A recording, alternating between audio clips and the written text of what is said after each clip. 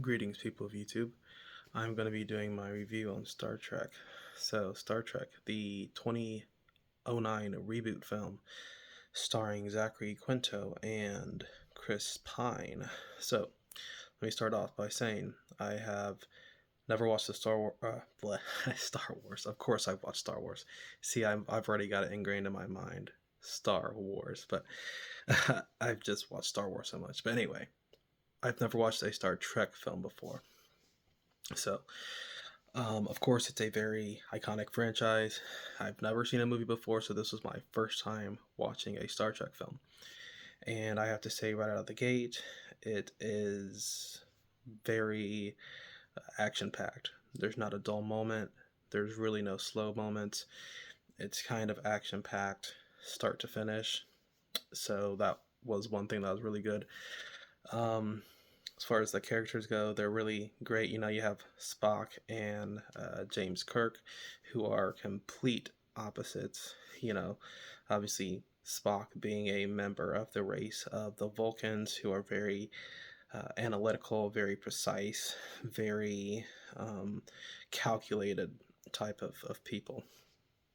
And James Kirk is kind of just like this. He's kind of like almost this frat boy type of guy who doesn't care about much and kind of is drunk and getting into bar fights at the beginning of the film when we first see him. And then, of course, we see that he eventually joins, what do they call it?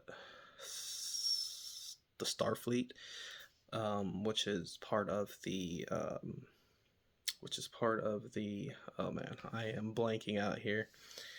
The Federation, right? So the Federation has many different planets that are members of it, and they're kind of like this big global alliance. So anyway, those the interactions between those two characters is absolutely great. I gotta say the story and plot was pretty good.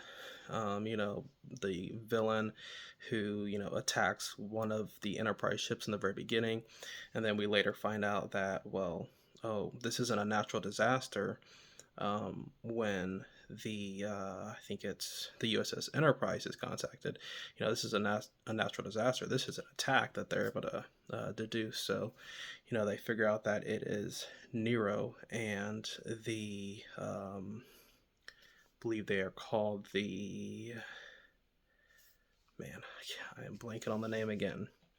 But Nero and his people are basically planning this attack on the Vulcan planet, which is Spock's home planet. And, they have to try to prevent this attack from happening. And unfortunately, they don't. And Spock and most of his people are killed, and his planet is destroyed. We later find out that Nero enacted this plan because in the future, Spock actually is unable to prevent this supernova from occurring and destroying Nero's home planet. So it's kind of like a revenge story. In that aspect, it's not anything too new. Honestly, I think the villain is his motivations are kind of misplaced because the Federation agreed to help Nero in order to prevent the supernova, which was going to destroy like a bunch of other planets in the galaxy.